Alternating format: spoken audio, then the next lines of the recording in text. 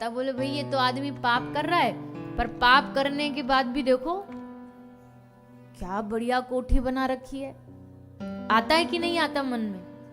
भाई ये आदमी हमेशा बुरा करता है फिर भी मजे में, और एक आदमी ईमानदारी से जी रहा है, सच्चाई से जी रहा है, रिश्वत नहीं लूंगा, रिश्वत नहीं दूंगा, और फिर भी देखो क्या हालत है, छप्पड़ में पड़ा है, खाने को रोटी नहीं, पहनने को कपड़ा नहीं। तो क्या फायदा ऐसी अच्छाई का? तो देखो ये जो पाप होते हैं ना, पाप कर्म करने वाले जो लोग होते हैं, ये पाप होता है क्रेडिट कार्ड, कि आप एंजॉय करो पहले और बाद में करना पड़ेगा पे इसका। खाली नहीं जाएगा।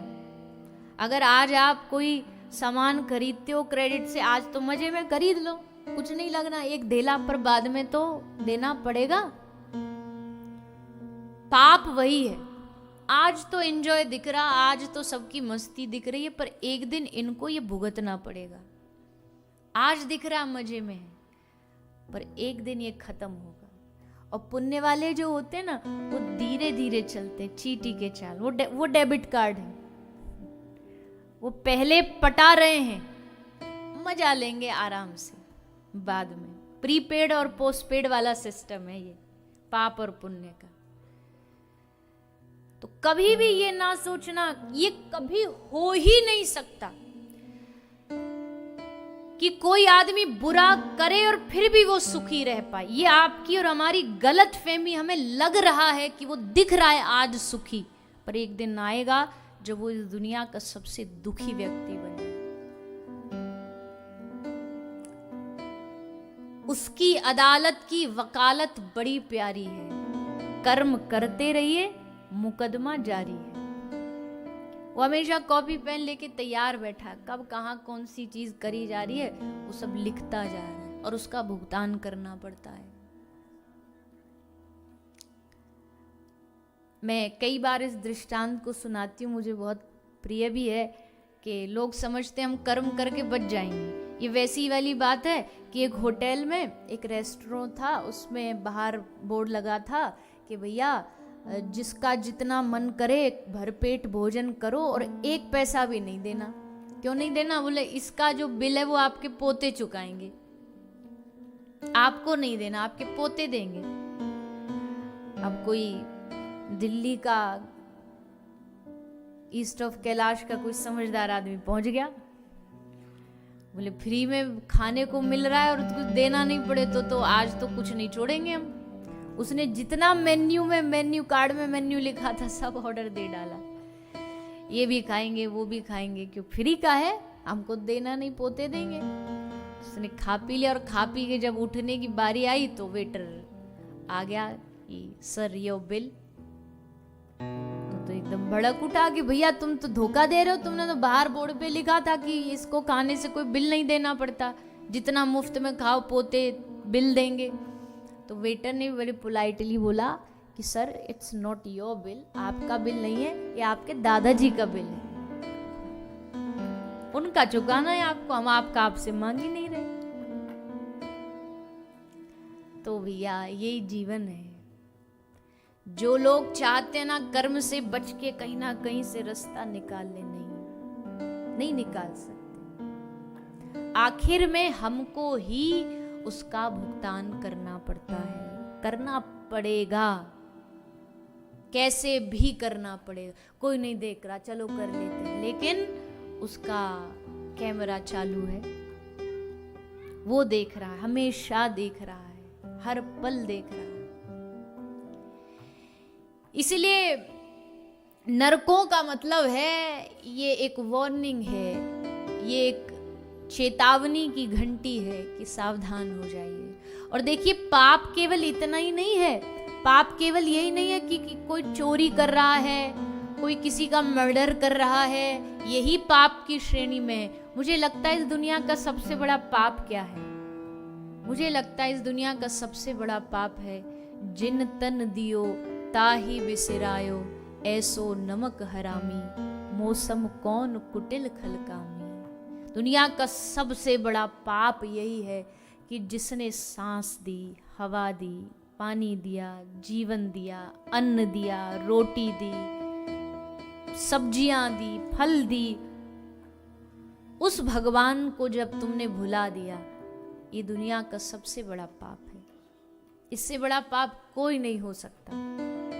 भुलाए बैठे हैं उनको, ये पाप है। उनको याद नहीं करते, ये पाप है। उनका नाम नहीं लेते, ये पाप है। इस पाप से बचना है।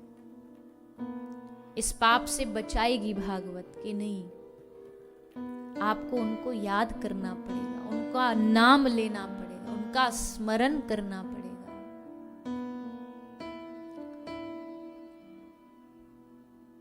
सो महाराज आगे फिर बताया है, एक ब्राह्मण था, अजामिल उसका नाम था। अजामिल ब्राह्मण, जीवन में कोई कमी नहीं थी, खूब विद्वता थी, खूब भजन भी करता था, विद्वान था, कर्मकांडी ब्राह्मण था, पर एक वेश्या के संग में उसका जीवन दूषित हो गया।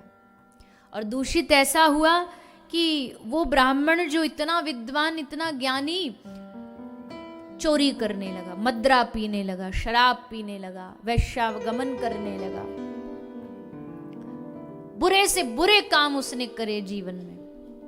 पर फिर एक दिन आया जब उस अजामिल के घर में कुछ संत पधारे, और संतों ने आकर के उस घर में अन्न खाया, भोजन खाया।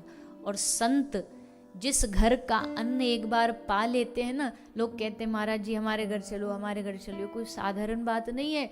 कोई संत घर में आ गया और उसने तुम्हारा एक लोटा जल भी पी लिया ना, तो अब उस संत की जिम्मेदारी बन जाती है कि जिस घर का अन्न और जल खाया और पिया है ना, अब उस व्यक्ति का, मालिक का कभी अमंगल नहीं होना चाहिए, कल्याण होना चाहिए।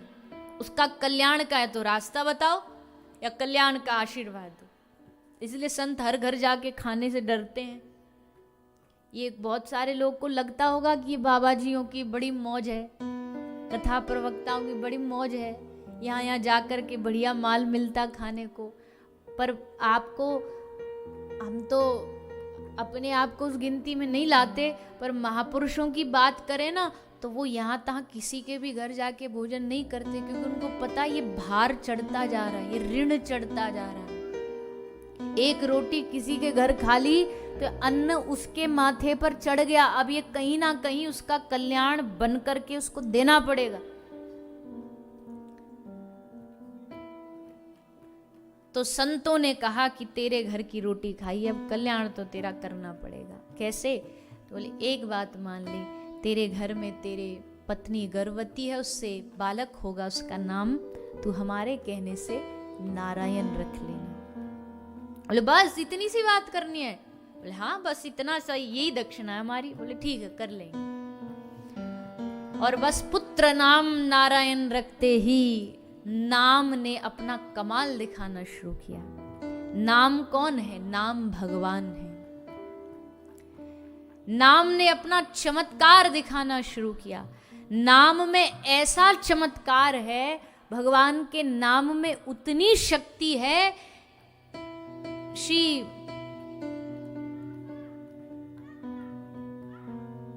नामदेव जी महाराज, शिवाजी, इतने बड़े भारत के जो योद्धा रहे हैं, छत्रपति शिवाजी महाराज, एक बार मिलने के लिए, दर्शन करने के लिए नामदेव जी के वहां पधारे। नामदेव जी एक छोटे से शिवालय में बैठ के भजन कर रहे थे, तो इनको पता लगा कि कोई साधु है, कोई भजन कर रहा है, तो वो छुप के आए, किसी को बता के नहीं आए, क्योंकि संतों से मिलने जाए ना कभी, तो अपना ज्यादा वैभव नहीं दिखाना चाहिए। 2 गाड़ आगे 2 पीछे, 10 आगे 10 पीछे, ये सब वहाँ कौन सा, तुम वहाँ भी जाएंगे संतों के पास मिलने तो बंदूक संग जाएगी, वहाँ कौन तुमको मारने वाला है। संतों के पास जाओ विनम्रता लेके, हाथ जोड़ के। पीने वाला प्यासा जो होता है ना, उसको हमेशा झुकना पड़ता है, ऐसे अकड़ के खड़े वालों को कभी प्यास नहीं बुझती। तो छत्रपति महाराज ने कहा कि हम अकेले, एक हमारा घुड़सवार जाएगा बस, और कोई नहीं। सो आ गए। ये बात किसी गुप्तचर ने सूचित कर दिया मुगलों को कि छत्रपति शिवाजी अकेले गए हैं दर्शन करने नामदेव जी के वहां पर। अच्छा मौका है, बढ़िया दबोच लिया जाए, मार दिया जाए, निहत्ते हैं, अकेले हैं। सो महाराज वो दर्शन करने भीतर घुसे और पूरी सेना ने मिलकर के उस मंदिर को घेर लिया, मुगलों की सेना ने। घुड़सवार भागा भागा, महाराज अनर्थ हो गया, अनर्थ हो गया। पूरा यहां तो मुगल पहुंच चुके हैं और अब छोड़ेंगे नहीं। एक पल के लिए छत्रपति भी घबराए, अकेले निहत्ते। नामदेव ने कहा, श्री नामदेव जी महाराज ने कहा, छत्रपति आंख बंद करो। उनसे आंख बंद कराई और कहा, मेरे संग संग मैं भी बोल रहा हूं, तुम भी बोलो।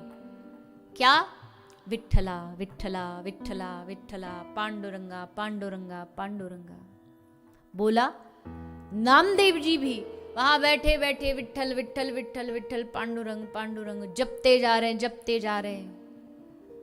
ये कोई मेरी या किसी की बनाई गई कहानी नहीं है। पूरी मुगलों की सेना मंदिर में भीतर घुसी, पूरे मंदिर का चप्पा चप्पा खोजा, पूरी जगह ढूंढी और पूरी सेना खाली हाथ वापस लौट गई। क्यों? क्योंकि वहां होते हुए भी छत्रपति शिवाजी उनको दिखाई नहीं दिए। न नामदेव जी दिखाई दिए और न छत्रपति शिवाजी दिखाई दिए, दोनों अदृश्य। और किसके बलबूते पर? आप सोचो, नामदेव जी महाराज के भीतर नाम के लिए कितना भरोसा होगा कि कहा कि आंख बंद करके बस विठ्ठल विठ्ठल बोल, बस पांडुरंगा बोल।